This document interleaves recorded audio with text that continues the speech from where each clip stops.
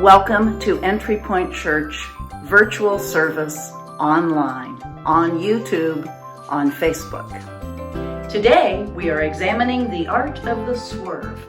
We're glad that you've joined us today. Gene, we have a situation brewing with the carbon dioxide. We had a CO2 filter problem on the lunar module. 5 filters on the limb. Which were meant for 2 guys for a day and a half. So I told the doc... You're already up to 8 on the gauges. Anything over 15 and you get impaired judgment, blackouts, the beginnings of brain asphyxia. What about the scrubbers on the command module? They take square cartridges. The ones on the limb are round. Tell me this isn't a government operation. This just isn't a contingency we've remotely looked at. Those CO2 levels are going to be getting toxic.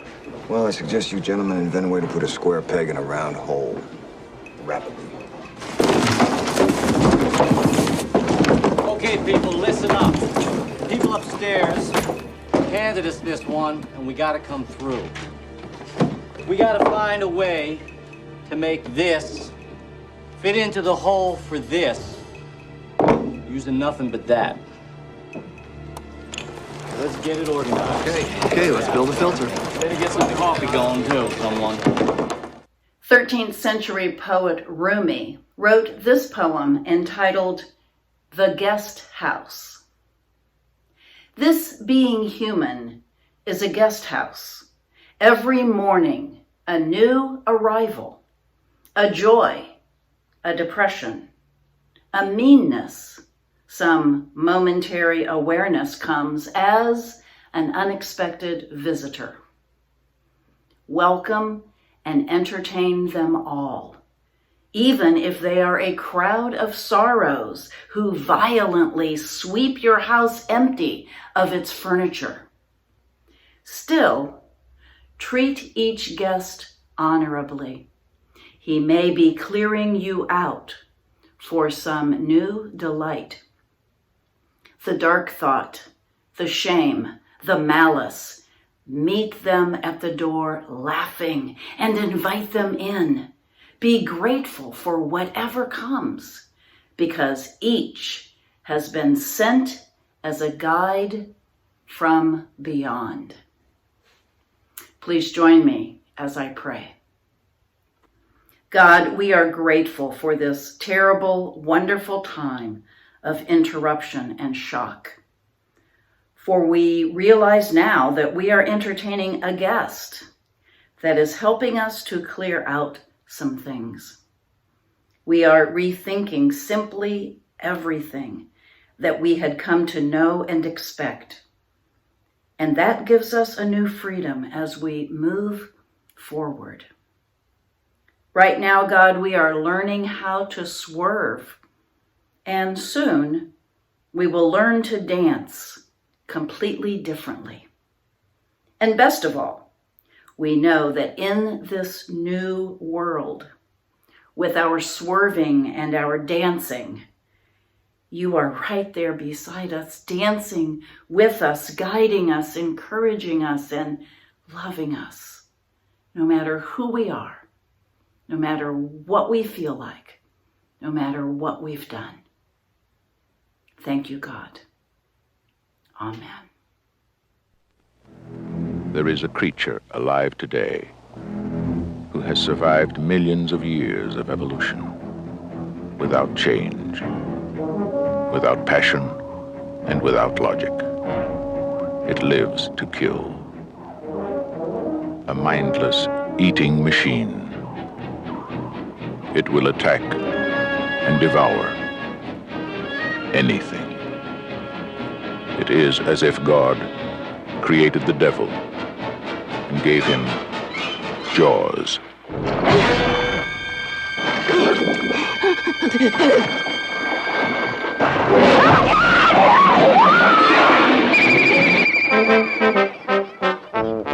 This is Universal's extraordinary motion picture version of Peter Benchley's best-selling novel, Jaws. Steven Spielberg directed the movie Jaws early in his career. One of the biggest challenges of the movie was the mechanical shark. Richard Dreyfuss, who played Matt Hooper in the film, said, "Wherever you were on the island during filming, You could hear the radio mics, and they were always saying, "The shark's not working." This was a movie about a shark, and there wasn't one. According to Spielberg, the superstar was going to be the shark. The script was filled with shark. Shark here, shark there, shark everywhere. Weather issues and an ever-changing script put doubt in the ability to finish the film. And add to that an unworkable star of the show, and you have a recipe for disaster. Crew members began asking if they could go home. Producer Richard Zanuck worked behind the scenes to keep Universal executives from firing Spielberg. With the shark showing no sign of improvement, Spielberg had two choices. He could tender his resignation and try to salvage what remained of his career, or he could look for an opportunity to try to make a movie about a shark without a shark to show. "I had no choice but to figure out how to tell the story without the shark," Spielberg said. "I went back to Alfred Hitchcock, asking myself, what would Alfred Hitchcock do in a situation like this? I realized it's what we don't see that's truly frightening." Spielberg went back to a technique they'd used in an earlier scene, where the shark, which was barely visible, became entangled in a barrel. You remember this scene. The barrel was then dragged across the top of the water, suggesting the shark's movement below. It was effective. Spielberg looked for more ways to get the shark caught up in everyday objects, be it a person, a pier, or a rope. Combining this approach with reaction shots and John Williams' unforgettable score,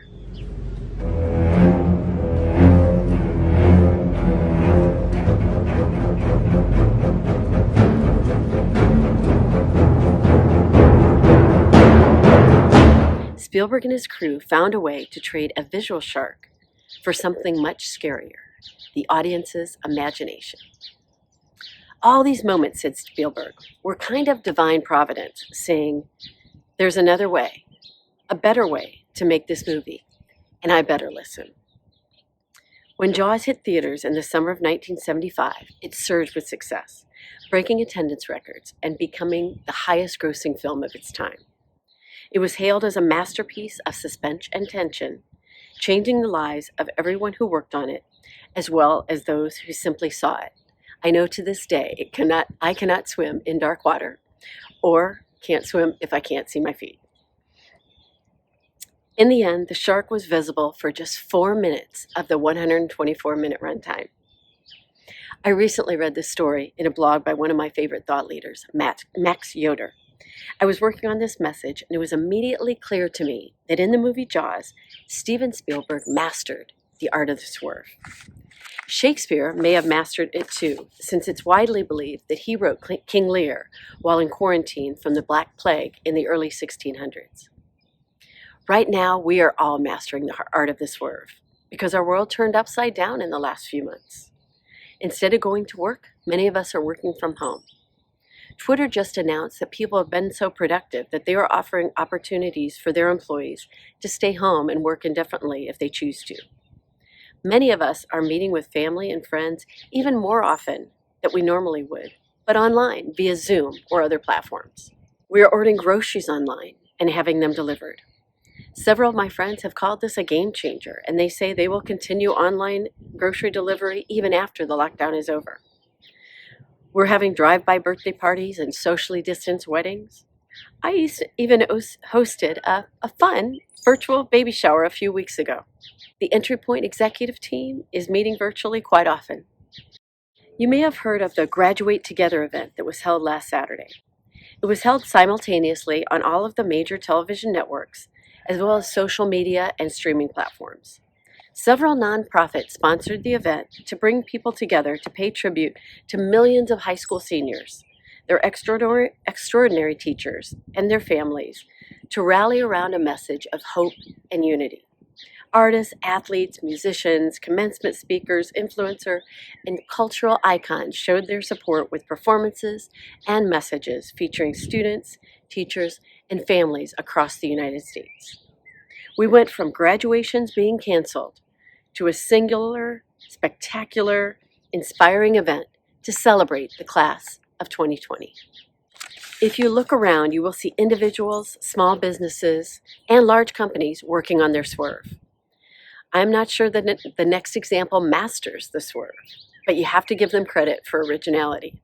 This is a restaurant in Germany who is giving everyone these hats to keep them socially distanced. The award for mastery of this concept may go to this restaurant in Amsterdam, where they are using tiny greenhouses to keep people safe.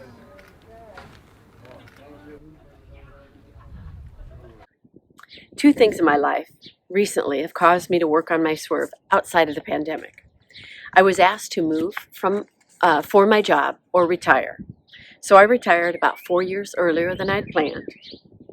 Then my youngest son, who is just a baby, having just had his 20th birthday last week, announced that he and his girlfriend are having a baby. I don't need to tell you this was very unexpected. So now I am retired Grandma Bettye, which was not the badass persona that I was trying to create. God reminds me, and he reminds us in this passage from Isaiah 48, verses 18 and 19, that new things, new ways, help us move away from our past. It goes like this. Forget about what's happened. Don't keep going over old history. Be alert. Be present. I'm about to do something brand new. It's bursting out. Don't you see it? What if, like Spielberg, the universe is telling us there's another way? We need to consciously assess where life has swerved and realize what our new options are. Maybe even take a look at what the swerve has taught us and find a way to keep the good things that we're now experiencing in our life when the world starts up again. Are you finding peace by reading more? Have you gotten better at technology now that you're forced to use it? Are you exercising more regularly? Have you created more meaningful connections with friends and family? Is there something from pre-pandemic days that you don't miss at all? And do you really have to do it when the world starts up again? Have you started doing something you enjoy? Cooking, gardening, walking. Maybe you've been working on crafts for the next Entry Point fundraiser. Have you found that you are more grateful for the little things? And how do you maintain that? In our world right now, just like in the movie Jaws, the shark's not working.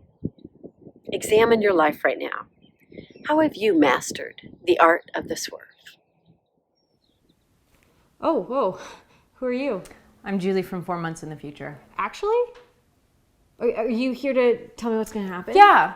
I mean, because of the butterfly effect, I can only really give you some loose details, but we'll go through the basics. Yeah. Okay, cool. So, do you want the good news or the bad news? Oh, good news? Yeah. Oh, yeah. Great choice. Yeah, cool. So, things have never been better for climate change. No, that's great. Dolphins in the Venice canals. Really? I know. Well, I mean, I saw it on Facebook. I don't know if it's a real thing. My aunt posted it, but it seems pretty legit. Oh, okay, well, that's incredible. You know, especially given the Australian wildfires. The what? Oh, yeah. Because, I mean, those are pretty, I think those are going to be the defining feature of 2020. Yeah, you'd think. Oh, no? Not even a little bit. Really? Because they're a pretty big deal. Yeah, your definition of a pretty big deal is going to change, for sure. Wow. Okay, so what is the bad news then? You are going to want to pull all your investments. What? Yeah, just get everything out of the stock market. Get it all out. Oh, it's a recession. You know what? Put a little money in Zoom. Isn't that a conferencing app? Yes, trust me. Okay. While we're being proactive here, actually, if you could just do a Costco run real quick. I was going to save you a lot of hassle. Costco. Do you have any hobbies? You know, just something to keep you busy? No, not really. You should get a dog. I want a dog. You know I want a dog. They're a lot of work, and you've got to walk. You got to go outside with them twice a day. Right. The walks are going to be clutch. Right, but I mean, I have to leave them because I have so much travel coming up.